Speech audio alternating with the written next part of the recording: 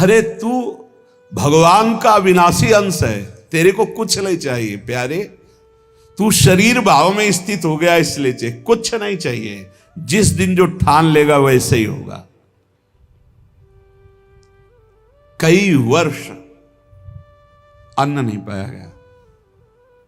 भ्रमण में क्या मिलता, कभी जब कोई पूछता वैसे तो उबली हुई आलू या इतना गुड़, या कभी कोई हफ्ता 10 दिन में दूध थोड़ा दे देता, कोई फर्क नहीं पड़ता। काफी समय तक भगवती भागीरथी के परम पावन दुग्ध का पान करके जैसा इस शरीर को बनाना चाहो 10 दिन केवल कष्ट लगता है। जैसे अन्न छोड़ो तो 10 दिन परेशानी, फलाहार छोड़ दो, केवल जल पे आ जाओ तो 10-15 दिन परेशानी। इसके बाद शरीर उसी में सेट हो जाएगा, वो उतने जल की खुराक में अपने जीवन को चलाने लगेगा। घबराते हो केवल कि ऐसा कैसे चल सकता है, सब सहन करने की कोशिश करो, सब सह लोगे। सच्ची मानिए, ये अच्छे अच्छे पदार्थ खाकर सुविधाजनक जीवन व्यतीत करके वो उच्च कोटि की अध्यात्म की ऊंचाई बहुत कठिन है, बहुत कठिन है। लालसा तो बहुत ऊंची करते हैं, लेकिन आचरण हमारे अगर ठीक नहीं है, हमारी वैसी लालसा के अनुसार साधना नहीं है, वैसे हम चल नहीं रहे, तो कैसे लालसा पूर्ण होगी? समझो पहले। देहूति जैसी पत्नी के लिए 10,000 वर्ष तक करदम जी को तपस्या करनी पड़ी थी। भगवान प्रकट हुए थे तब महाराज आदि सम्राट मनुष्य रूपा से प्रकट हुई देहूति जी, और भगवान कपिल देव जी जैसे पुत्र प्रकट हुए। तपस्या, भजन। बोले ये जो मंद बुद्धि वाले हैं, अच्छा खाने को मिल रहा है, सुविधाजनक रहने को मिल रहा है, दिन कट रहा है, दिन काटने के लिए मिला है। अरे एक एक मिनट सार्थक करने के लिए, काटने के लिए नहीं। दांती पीस के भजन होता है। देखो हम बताएं तुम्हें अनुभव की बात, 10-5 मिनट भजन में मन लग जाएगा जो अच्छा अभ्यास किए हो। शब्द याद रखो, या हम खाई पी बातें कहते हैं। अगर भजन का अभ्यास अच्छा कर रहे हो तो 10-5 मिनट, बहुत बहुत 20 मिनट घसीट ले। इसके बाद वो संकल्प विकल्प खड़ा करेगा, बेमतलब की बातें सामने, और भजन को रोकने की कोशिश करेगा। चलाओ, एक मंत्र चलाना, दूसरा नहीं चलाना, एक पकड़ लो मंत्र। 20 मिनट के अंतर्गत आप हमारे अनुभव को देख लेना, एकदम दृश्य खड़े करना लगेगा। और ऐसा उल्टा चले गए, बस ऐसे होता है, दांती पीस के उसको बार बार बार बार लड़ो, बार बार उसको परास्त करो, उसको बार बार परास्त। बेमतलब की बातें, बेमतलब का दृश्य, बेमतलब की घटनाएं उपस्थित करके वो मंत्र को रोकेगा। चलाओ, ये भगवत मार्ग की बात कह रहा हूं। अब 1 घंटा निकालो आप ऐसे युद्ध में, फिर आप खड़े हो आसन से तो ऐसे खिड़की में गर्दन जाएगी। पहले कुछ देख लें, कुछ सुन लें, कुछ, और नहीं है तो ये वो अभ्यास कर ही नहीं सकता जिसके पास मोबाइल है, नहीं कर सकता। क्योंकि जब वो स्थिति आती है ना, दांती पीस के इसको जबरदस्ती बस में करने की, पक्का समझो ऐसे ही करना पड़ता है। तो उसको लगता कैसे मारो, तो लगता है इसी मंत्र से मारो, ये तभी वो विचलित होता है।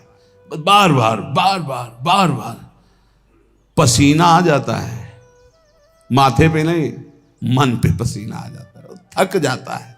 जब लस्त हो जाए, त्राहिमाम मच जाए, तब और जिद्दी बनकर मंत्र जप करो, अभी बस में हो जाए। नहीं, इस मन को दुलार करना है, मन के अनुसार चलना है, और भजनानंदी की लिस्ट लगानी, लिस्ट यही लगानी है ऊपर से। महान भजनानंदी, महान त्यागी संत, सुनना ये चाहते हैं और लड़ नहीं सकते 5 मिनट युद्ध इस मन से। बड़ा विचित्र खेल। तो बोले ये जो मंद प्राज्ञ है, ये निर्णय करने वाली कुछ नहीं, कुछ समय के लिए ये शरीर मिला है, लड़ ले, जीत जाएगा, प्रभु की प्राप्ति कर लेगा। और अगर इसके दुलार में रहे तो मरेगा, जाएगा, छूटेगा शरीर। तू अविनाशी, ये विनाशी, तेरे साथ कभी नहीं रह सकता। जो भजन में प्रधान भाव रखे हुए वही उत्तम भाग्य वाले। श्रीपाद कह रहे मंद प्रज्ञास्त एवात्र मंद भाग्यास्त। अगर मंद बुद्धि तो मंद भाग्य, और तीव्र बुद्धि आप भजन के लिए निकले। भजन जब हम देखा कि शून्य जैसा हो गया मन, न मंत्र पकड़े न नाम पकड़े न कुछ नहीं, बस जिद, वो भी जिद्दी है। अरे तूफान को रोक लेना सहज है, हिमालय को उठा लेना सहज है, लेकिन मन को रोक लेना ऐसा हमने योग वासिष्ठ में पढ़ा है। अब वो शून्य हो गया, जब जिद की शून्य हो गया, ना मंत्र पकड़ रहा है ना कुछ पकड़े, एकदम खड़े हो गए, पद गायन शुरू किया। अब तेरी जरूरत ही नहीं, जोर जोर से पद गायन। ऐसे थोड़ी इस पर ऐसे थोड़ी चढ़े बैठे रह गए, हर समय 24 घंटे चढ़े बैठे। तब वो धीरे धीरे धीरे फिर हाथ उठा दिया। अब वो जब सहयोग करने लगा तब आनंद आने लगा, और जब आनंद में डूबने लगा तो परिपक्व हो गया। फिर उसको थोड़ी बहुत विघ्नकारी, अंदर ही अंदर खत्म, न मंत्र में लग रहा है, न नाम में लग रहा है, न एकदम शून्याकार स्थिति। अब हम चलाना चाह रहे मंत्र, वो बिगड़ेल कुछ नहीं सन, और उसके बिना होगा नहीं कुछ। जैसे हमारे बिना वो कुछ नहीं कर सकता, ऐसे बंधन और मोक्ष का कारण मन ही है। इसको बिल्कुल हमको ठीक करना है, दवा खवानी है, इसको दवा खवा के इसको स्वस्थ करना, तभी हम भगवत प्राप्त होंगे। हमारे बिना ये कुछ नहीं कर सकता, तो इसके बिना भी हम कुछ नहीं कर सकते, क्योंकि यही बंधन और मोक्ष का कारण, इसको ठीक करना ही है। इसलिए लोक चिंता ननो धर्म चिंता न देहगा, श्रीमद् वृंदावने राधा कृष्ण भाव भ्रतो मम। श्री वृंदावन में यदि आपको आने को मिला है, सत्संग मिला, धामवास मिल रहा है, अब मन से तुमको निकालनी लोक चिंता ना, नो धर्म चिंता ना देहगा, खाली करो, यही करना है। लोक चिंता नहीं होनी चाहिए, कल क्या होगा, आज का तो काम चल गया, अगला महीना कैसे काम चलेगा, ये अगर चिंता है तो तुम्हें भगवान का भरोसा नहीं। ये भजन के समय ज्यादा प्रपंच रचेगा, किसका देना है, किसका लेना है, किसने कब 10 साल पहले किसने गाली थी 10 साल पहले, वो सब याद करवाएगा। मन जलेगा, उसने ऐसा क्यों कहा था, उसने तब पकड़ो कि इस समय मंत्र जपने के लिए बैठे हुए, प्रपंच करने के लिए बैठे हुए। नहीं देखो ना, यही करता है। आप जब बिल्कुल एकाग्रता पूर्वक टीवी देखते हुए तो फिर बढ़िया है, फिर कोई परेशानी नहीं। एक कुर्सी में और आदमी बैठा लो, फिर माला ले लो, कोई परेशानी नहीं। ये हम उनकी बात कह रहे हैं जो असंगोहम असंग होकर मंत्राकार वृत्ति कर रहे हैं, उनकी। तब इसकी असलियत समझ में आती कि मन हमारा इस समय दोस्त है या दुश्मन। भजन के एकदम विरुद्ध खड़ा हो जाता है। लोक चिंता, और फिर क्रियाओं की भी चिंता करो, भजन हो जाएगा, अभी तो वो करना है, अभी वो करना है। वो जिस समय भजन में बैठो उस समय ये सोच लो कि अगर आसपास आग लग जाए तो भी हम नहीं उठेंगे। आसपास आग लगी हो तो भी नहीं उठेंगे। योगक्षेमम वहाम में हम करने वाले भगवान मुझे उठाए आके या आग को शीतल करें, उनका विषय है। और सच्ची कहते हैं यदि जब चल रहा है तो अग्नि की भी ताकत नहीं कि आपके रोम को झुलसा दे, यदि सत्य भाव में स्थित हो। प्रहलाद जी को आग में झोंक दिया गया, कबीरदास जी को आग में झोंक दिया गया, कुछ नहीं हुआ, क्योंकि आग में जो दायिका शक्ति है वो प्रभु के द्वारा दी गई है, प्रभु ने ही प्रकट की है। पूरी लंका जल गई, हनुमान जी महाराज की पूंछ के बार में भी झुलसन नहीं हुई। क्यों? ताकर दूत अनल जय सिरजा, जरा न सोते कारण गिरजा। बोले उनके दूत हैं जिन्होंने अग्नि का सृजन किया है, अग्नि की रचना की, जिन्होंने अग्नि को प्रकट किया है, अग्नि में जो दाहिका शक्ति दी है। लोक चिंता ना, अगर आपको भगवत प्राप्ति करनी है तो तुम्हें कल की चिंता नहीं करनी, अभी वर्तमान में जो कर्तव्य है भजन, मन को परमात्मा तत्व में लगाना, और शरीर से जो भी क्रियाएं हो, कुछ समय तो ऐसा रखो जो क्रियाहीन भजन हो, शांत, हम तो कहते माला भी मत लो उस समय, ईमानदारी वाला भजन कह रहे हैं। शांत बैठ जाओ, बस केवल आंखों के सामने मंत्र चलाओ, चाहे आंख बंद करके चाहे खुला करके, और बस देखो ये कहां जाता है। जहां जाए फिर इसको दौड़ा के लाओ इसी मंत्र पे, जहां जाए फिर दौड़ा के लाओ बार बार। मंत्राकार वृत्ति 10 मिनट ऐसा साधन करोगे तो कई घंटे के भजन का फल मिल जाएगा।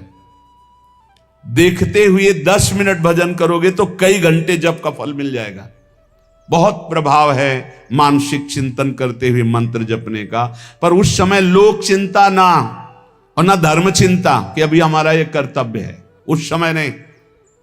और ना देहेगा, अरे बड़ा दर्द हो रहा है, ये दर्द हो रहा है, वो दर्द हो रहा है। तुम्हारे किसी के दर्द तो कभी कभी होता होगा, हमारा दर्द का तो संबंध हो गया है, दर्द से हमारा तो संबंध हो गया है। जैसे तुम्हारा स्वाभाविक कभी बुखार आदि आवे तो शरीर में पीड़ा होती ना, ऐसी हमारे तो रोज बनी रहती है। इसके ऊपर उठे तब कांखना हो आएगा कि बहुत दर्द हो रहा है, फिर ऐसा आएगा।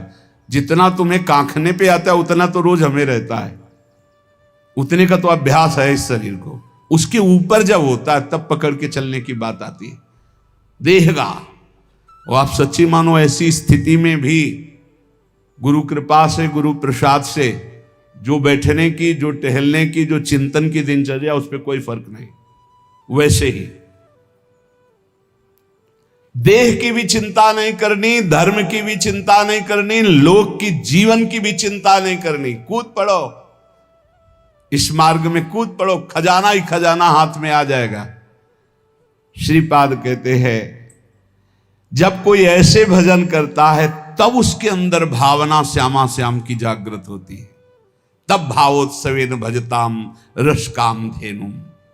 संत वाणी, महापुरुषों का प्रत्येक वचन भगवत प्राप्ति के लिए बहुत अमृतमय सहायक है।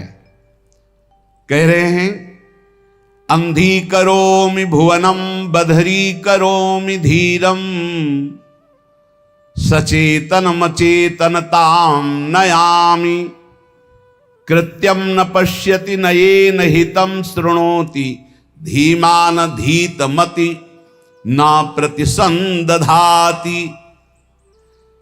जो व्यक्ति बात बात पे क्रोध करता रहता है वो अपने भजन को छीण कर देता है, उसका भजन फलदायी नहीं हो पाता।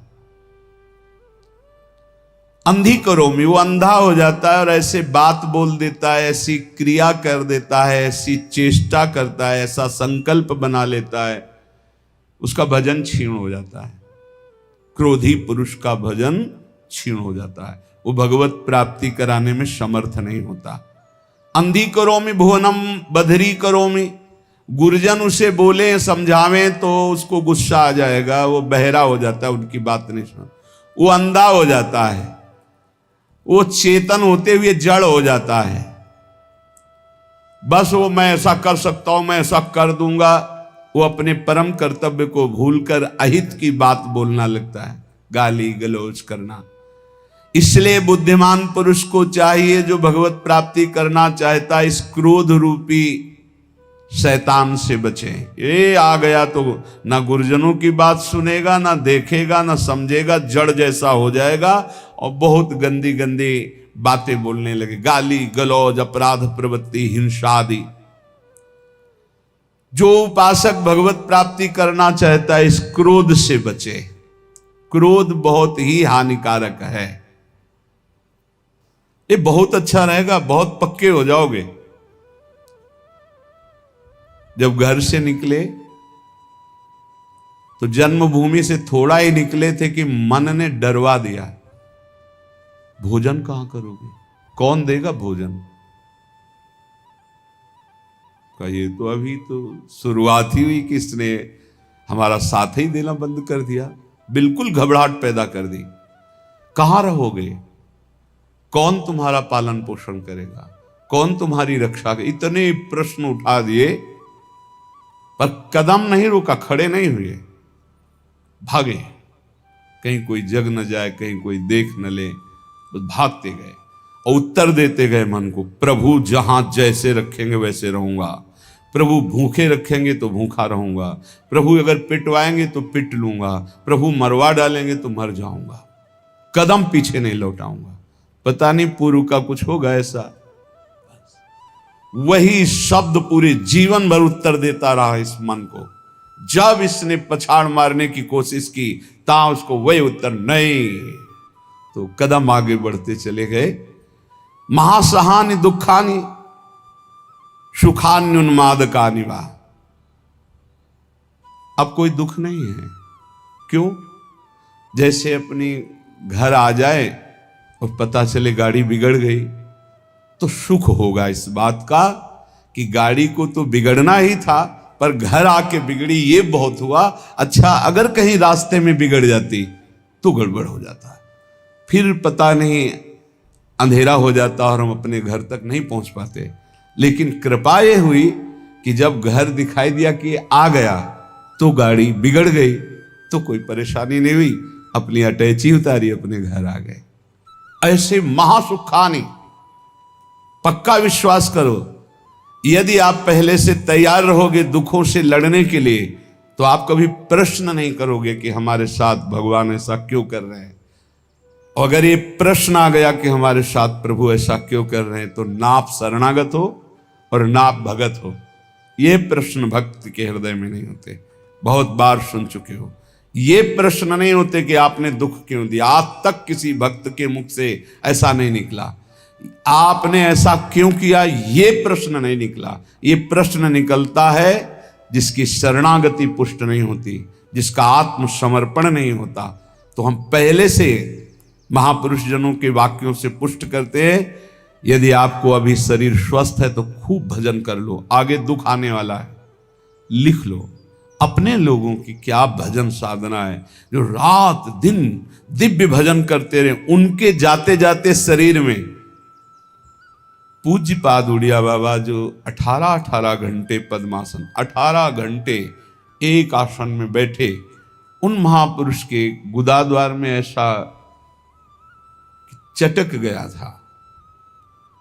वो जो भी नाम हमें तो याद नहीं है, ये इन नामों में नहीं है जो अभी लिए जाते हैं, गुदा रोग से संबंधित जो बड़ा पीड़ा देने वाला रोग होता है, पर वो होता इन्हीं गुदाद्वार के अंतर्गत, बहुत पीड़ा। पर वो ऐसी स्थिति में भी पद्मासन में अपने आसन में बैठते थे, कोई औषधि प्रयोग नहीं। बोले इसका तो केवल ऑपरेशन होता है, बोले कोई जरूरत नहीं। कई महीने तक पीड़ा देता रहा, फिर गायब हो गया। क्यों? क्योंकि उतना ही प्रारब्ध है। वो जहां अपना कष्ट भुगवा दिया खत्म हो जाएगा, बिना औषधि के खत्म हो जाएगा। हिम्मत रखना। बड़े बड़े महापुरुषों के शरीरों में कष्ट आया है तो पहले से तैयारी कर लो। भला हम कष्ट की तैयारी क्यों कर ले? क्योंकि हमें सुख भोगना है। देखो, जन्मभूमि से 5-7 कोस गंगा जी, नंगे पैर ऐसे जाया जाता था गंगा स्नान करने। छोटे छोटे बच्चे थे, साथ जाते, नंगे पैर चलाया जाता, क्योंकि गंगा स्नान करने जाए, बड़ा भाव रहता है, पवित्र भाव, जाग साष्टांग दंड। तो ये गर्मी सहते हुए नंगे पैर जा रहे हैं, गंगा स्नान करके फिर नंगे पैर आ रहे हैं। क्यों? क्योंकि गंगा जी पाप हारणी है। पाप नष्ट होगा तो क्या होगा? बोले सुख मिलेगा। सुख की लालसा से इतना कष्ट सह, निर्जला एकादशी रह रहे हैं, एक बूंद पानी नहीं पी रहे, कष्ट सह रहे। ये कष्ट क्यों सह रहे हैं? बोले इससे भगवान की भक्ति मिलेगी, पाप नष्ट होगा, हृदय में शांति सुख मिलेगा, धर्म बनेगा। जानबूझ करके जो कष्ट सहा जाता है, उससे जो जानबूझकर पाप किए गए वो भस्म हो जाते हैं। तो हम पहले से महासहाने दुखानी, भक्ति मार्ग में चलने के लिए पहले से कमर कस लें। हमारा अपमान होगा, हमारे शरीर में असाध्य रोग हो सकता है, हमें कोई भारी संकट विपत्ति घेर सकती है। क्यों? क्या भक्ति मार्ग वाले को ही मिलता है? नहीं, भोगना तो सबको पड़ता है, पर भक्ति मार्ग वाले को तैयारी इसलिए करनी कि लड़खड़ा के रुक न जाए, उसको इस क्षेत्र को क्रॉस ही करना है। इतना सबको क्रॉस करना पड़ता है। जैसे आगे की यात्रा बड़ी सुखद है, पर 1 किलोमीटर बहुत कष्टप्रद है, तो आप पहले तैयारी कर लीजिए। जल पी करके खा पी के तैयार कर कि अब हमको 1 किलोमीटर कष्ट में व्यतीत करते हुए दौड़ना है, ऐसे जाना होता है इस मार्ग में। तो खा पी के शास्त्रों का स्वाध्याय करके, सत्संग सुन करके, संतों के चरित्र सुनकर हम परिपक्व होते कि ऐसी भीषण कष्ट की अवस्था में भी मुझे भजन करना है। और भाग पड़ो, रुको मत। देखो, अगर इस मार्ग में तुम्हें जीतना है तो एक जिद्दी स्वभाव बनाना होगा। ये हमारे अनुभव की बात है। बड़े महापुरुषों के जीवन दिनचर्या को देखकर उसी का नकल करने की कोशिश की, अनुसरण करने की कोशिश की कि वैसे ही चलना है। कैसी भी परिस्थिति हो, हमारी दिनचर्या नहीं टूटनी चाहिए, बस आप जीत जाओगे। जरा सा कुछ शरीर में होता है तो कहां है वो, दिखाई नहीं, थोड़ा शरीर अस्वस्थ है। ये विषयी पुरुषों का होता है, ये शब्द विषयी पुरुषों का होता है। भगवत पार्षद साधकों का नहीं होता है, साधकों का नहीं होता है। किसी भी परिस्थिति में अगर जान है तो दिनचर्या है, पकड़ो, हमें ले चलो। नहीं ऐसे चलने लायक नहीं, चलो व्हील चेयर में बैठा लो, ले चलो, ये हमारा टाइम है चलने का, चलाओ। बिल्कुल जिद्दी स्वभाव, किसी की ना सुनना, अपनी दिनचर्या को भगवान मान करके चलना, बस जीत जाओगे, जीत जाओगे। कोई भी परिस्थिति परास्त नहीं कर सकती, कोई भी परिस्थिति। केवल आप बल रखो अंदर भगवान का, और अपनी दिनचर्या को प्रमाद स्थिति में मत देखो। नहीं, ये तो बहुत बड़ी हानि हो जाएगी, मेरे मन को ये प्रमाद करने की आदत बन जाएगी, ऐसा नहीं होगा। हमने बड़े महापुरुषों को देखा है, दिनचर्या भगवान का स्वरूप। कैसी भी परिस्थिति में यदि दिनचर्या को आपने टालना नहीं सीखा तो जीत जाओगे। हम जहां खड़े होते हैं वहीं खड़े होंगे, जिस टाइम खड़े होते हैं उसी टाइम खड़े होंगे, जिस टाइम बैठना उसी टाइम बैठेंगे, जिस टाइम लेटना उसी टाइम लेटेंगे। हर काम घड़ी से होता है, 1 मिनट का अंतर कभी नहीं। तो ऐसे नहीं, लड़ना सीखो, हारना नहीं। बड़ी भीषण गर्मी है, पहली बार सृष्टि में गर्मी पड़ रही है। ये गर्मी कटती थी काशी के घाटों में, जहां नीचे पत्थरों से लपट उठती थी। पीने के लिए बिस्लरी नहीं, गंगा जल जो ऊपरी